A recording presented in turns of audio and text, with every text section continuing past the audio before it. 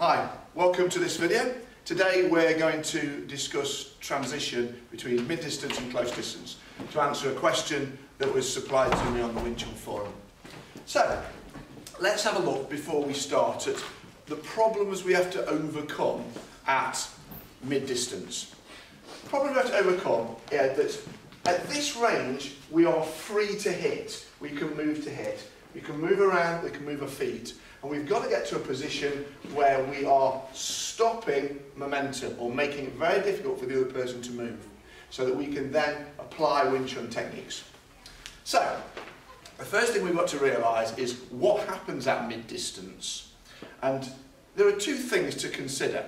The first thing is that if I'm throwing a punch, and I'm going to do all this off of a left lead, and I'm going to do all of it where we are in a copied stance so that my feet can go here rather than being in the same mirrored stance so my feet can go there. So let's start here. When I have this hand up here and I throw a jab, this shoulder will lead or it will rotate. So I will either move forward into it and move back, or I will be rotating along the line. Usually, anybody knows what they're doing, will move forward into the jab. So the second one will rotate along the line, so my shoulders move. I've got to deal with that rotation. I've also got to deal with the momentum coming forward. So let's have a look at this in reality. If I throw a jab at Josh, it isn't me doing this and hanging a punch out there for him to walk around in various Wing Chun ways. And it would be silly for him to rush forward. That's one of those Wing Chun adages I hate. If you've lost contact, rush forward. And then get your head knocked off. What you should do is you should come forward in a considered manner. So let's have a look at this. If I'm throwing a jab at Josh, it could be my arm could be down here. Jab could be here. I'll bring my feet with me. I can follow it with a stride. My hands could be high. It could be in and moving out. 101 is that if I throw a single shot, I will move away. I do not throw a single jab and then stay there to admire my work. So what I will be doing is I'll be throwing a jab, my feet will come in and my feet will come back out. Or I'll throw a jab and I'm change my feet as I'm moving. Or I'll throw a jab and I'll swivel off it to move. If he rushes forward through any of these, he's going to hit a tornado. Because I move forward and throw the jab and come back and he moves forward, he's going to be following this. The other thing that I can do when I throw a jab is follow with the next shot, which brings this rotation in. So I could throw this hand here and I could throw the next shot there and I could throw the next shot down here because it all opens up for me. So what I'm going to do is I'm going to show two methods of getting close to minimise risk. The first one is off this lead hand. Now think of the important things. If Josh comes forward like this, I'm going to control it here. Now this is out of Wing Chun. You'll see it in Slim Tao, you'll see it in Dummy, lots of places. I'm not going to slap it, I'm simply going to be here, like this. Can you see? I'm going to go into it. The most important thing is that I do this, my timing is I do it when this is still coming forward. I see a lot of people in Wing Chun throw the jab and go out, they'll go, and then go out, and they'll follow it down. Or throw the jab and go out, and they'll do this. You've got to attack it coming forward, because you've got to catch him coming this way. The other thing you can't do is you can't wait until this has started to retreat, because if you do, this hand will clear you out. So I'm going to attack this going forward. So what I'm going to do is I'm going to take it here, and I'm going to ready in my feet, and I'm going to come forward along this line. A little bit like I'm throwing a counter punch here. Now the difference is, if I'm throwing the counter punch, I take and I rotate into the counter punch. Look, here, boom, there's my counter punch. But I don't want to do that because I don't want to be involved in this punch fest where I may catch him with a counter punch, but he may catch me with another rotation, just hit me back there. So I go into boom, boom. See what I mean? I may get caught there as I'm rotating. Now boxers will cover up here to prevent that and they'll be moving around. I want to follow this one in and I want to stop that one from rotating. So when I come in, I attack it and I will follow it along the line and I will stop this rotating, so I will control that zone here. So when I do it here, I will boom, there I am, and I bring my feet with me. Again, jab, there I am, my feet with me, so I'm controlling this. Now, it's difficult for him to rotate. This is where I'm with it. You can enhance this, so I can throw this away. I can do a cow sound motion here, throw it away. It helps this rotation start to spin out. Same thing here. Can you see how it changes the mechanic of doing it? Very fast. Changes the mechanic. Right up. Changes the mechanic there. Of course, the counter for this one would be here. So I throw it away, look. Boom. There's my counter from it.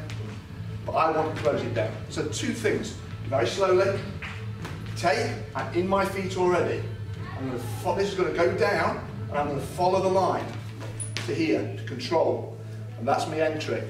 The second one is, I spin slightly, and I follow the same line. Both work very, very well. Now the last one I'm going to show you is me leading. So I'm going to lead off this hand this time. So instead of me waiting for the counter, which I must attack, I'm going to control this zone. And I'm going to put my hand in this zone. And literally, if I put my hand hard into this zone, I can jab in lots of ways, can't I? I can be here, I can jab fast, I can down there and jab. I can be up here and jab. I can be out there, jab. There's lots of ways in which you can do it. What I'm going to do here, look, is I'm going to, if I jab him, he's likely either to counter, or he's going to go backwards, going to move back off it, or he's going to spin out of it, because I'm making him do that. What I want to do is I want to show so that he can then not be afraid of it. So rather than me going, which creates that reaction slightly, what I'm going to do is I'm going to show here. Don't you feel threatened by that? So I show, and then I will follow my own hand down. So I get above the feet, I'll step in, I follow my hand down, and I control this corner. So when I arrive here, I'm closed up. So I'm here, look, here, close up. Here again, look, control, closed up. And when it works quickly, he doesn't know whether I'm punching or what's happening, as long as I take my feet with me. So, that's the basic way, in which two ways in which you can get in and close somebody down. You can use them, being aware of their momentum and what's going to change. So when it comes forward, you catch it, not as it's coming back. Or you put it there, do not let them feel that they're threatened, because they're going to move around it, and you follow it in. I hope that helps. Please subscribe if you enjoyed this video. I need all the subscriptions I can get. Have a great one. Thanks, Josh. Right, I've got it. Okay, just had a question, a couple of questions about this. The first one was, how does the counter work? So when I'm here, first of all, I've got to be in my feet. It's got to be my body that takes it.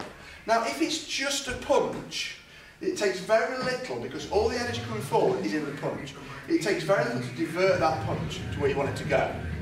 So if he throws a punch at me, very little. Can you see? Watch. Very little.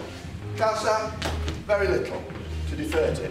Now he's being a bad martial artist on purpose here. He's staying in after one punch and not throwing the follow-up. If he backed away and I didn't catch it right, I wouldn't catch him. This is why I've got to attack it. See how when I attack it, it changes the dynamic? But either say it's light there. The question that I had was, well, if you're using that to set up going in, by putting your hand here, and then you're following in, why can't they just divert it into a counter? If I punch and he counters, well, he can. Yeah? But what I'm doing, I'm showing it.